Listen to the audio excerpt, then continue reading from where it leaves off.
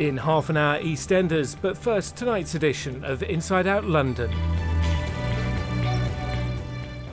Hello there, I'm Matthew Wright. You're watching Inside Out London.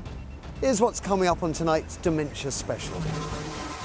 As the numbers of people with dementia grow, we ask, is our care system fit for purpose? I don't know why they put such a low price on care. To me, care should be a high price. We investigate why thousands of people living with dementia aren't being diagnosed. She crashed the car a couple of times or got lost in the car or couldn't find where she'd parked the car. So that's when we knew that things were a bit more serious, really. And how life can be rewarding in spite of dementia. He was so happy. I can see his face.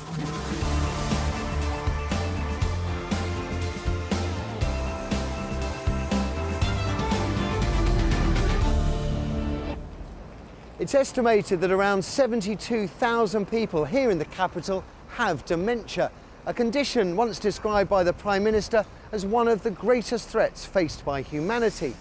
And yet fewer than half of those with dementia here have been officially diagnosed, simply because where you live in the capital can have a massive impact on how you're assessed and how quickly you receive support and treatment. Catherine Carpenter has the story. Thanks very much. Good evening, ladies and gentlemen, and welcome to Sahara Club. For the next hour, we just want you to settle down, relax, and let it all hang out.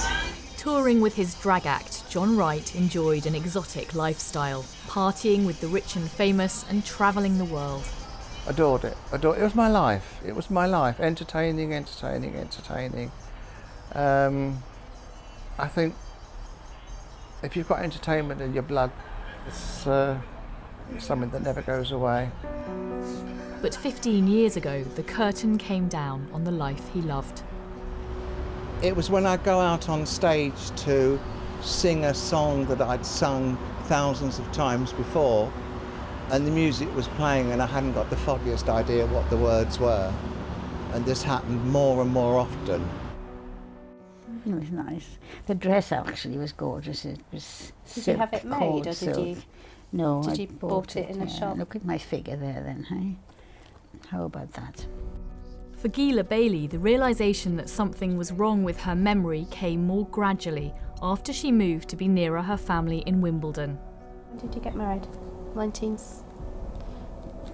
Don't ask me questions like that. 61? 61. I kept forgetting things, and at the time I still had my car and was driving, and I had one or two quite sort of, first of all I had little sort of accidents with it, and then I had quite a crash. Not involving anyone else, but I hit a wall and a tree, and then it was decided that I should give up driving, and I began to realise there was something not quite right with me. Both Gila and John say they felt very frightened when they first began to forget things. Both had friends and family who noticed something was wrong too, and both sought medical help. But from then on, their experiences were very different. I was one of the lucky ones. I saw my doctor. I had a good doctor, and he sent me immediately for tests. And from those tests, I was sent for scans of the brain, and it was firmly diagnosed as Alzheimer's. Alzheimer's is the most common form of dementia. It's caused by damage to the brain cells. Normally they communicate with each other as electrical charges, but when that circuit stops working, the cells die gradually and the brain shrinks. It was happening to Gila too, but unlike John, she had to wait 3 years to find out. She'd get lost on the bus coming to us, or turn up unexpectedly, which was lovely, but, you know, like, oh, hi, Mum. We weren't expecting you today. The difference in John and Gila's experiences mirrors patchiness across London when it comes to identifying dementia. This map splits the capital into the clinical commissioning groups, which are in charge of health services across the boroughs.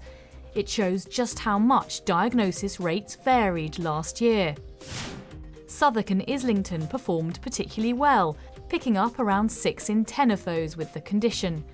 But Harrow and Hillingdon had the lowest diagnosis rates, identifying just over a third of those with dementia. But why is there such variation?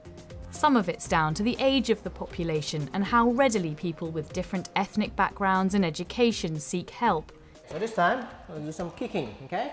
It's also down to whether hospital staff, care home workers and doctors can recognise dementia.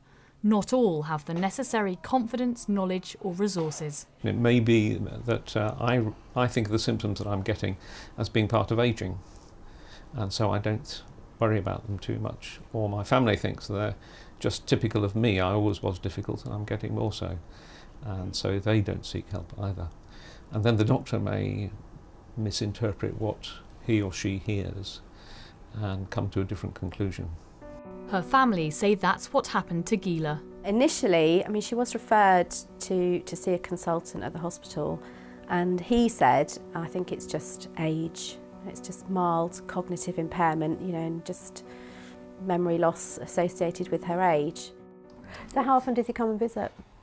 Dr. Nerida Burney works at a busy practice in Chessington. She's a dementia specialist, but says there needs to be more training for all GPs to help them spot the signs. Is it just that they're walking into a room and saying, oh, why did I come here again? We all do that. That's not unusual. If they forget their names of their family members or they don't recognise their family members, then that's obviously a lot more significant.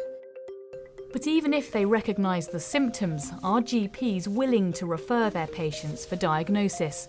Last month, the new head of the NHS claimed some family doctors are reluctant to burden people with a disease which can't be cured.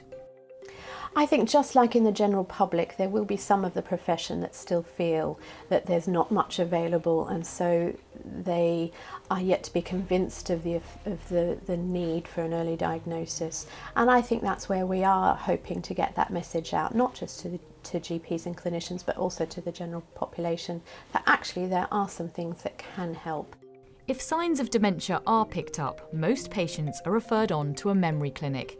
Here they'll have cognitive tests, scans and possibly assessment by a psychologist. But again, where you live could affect how quickly that happens, with waiting times ranging from 2 to 24 weeks across the capital. Okay, so we're right in here, what we did. So we had lunch together. After her tests at a memory clinic, Gila was still told she didn't have dementia. It wasn't until 2 years later that another consultant finally made the diagnosis. It's quite annoying that it's taken so long, because actually we were quite relieved when we actually had a proper diagnosis. And yes, on some level it's quite upsetting to have this label of Alzheimer's, but it's helpful because then the help is there. It means Hannah's now getting the support she needs too. If they're able to do some of these things... At this carers session, she's learning about her mother's condition and how to cope as it inevitably progresses. To help force up diagnosis rates, the government set the NHS a target. By April next year, it wants at least 2/3 of those living with the disease to know about it.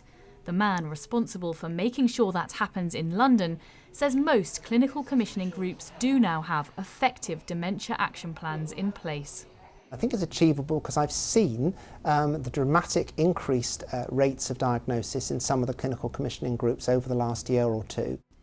Hillingdon CCG claims it's one of those which has already improved, thanks to a renewed focus on dementia, staff training and investment. But the emphasis on identifying those with dementia comes with a health warning of its own. A warning that spending on treatment and research must match the ambition to drive up diagnosis.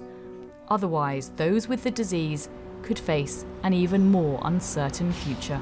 The only thing I can hope for is that when I do lose the ability to look after myself and take care of my life, that I'm well taken care of.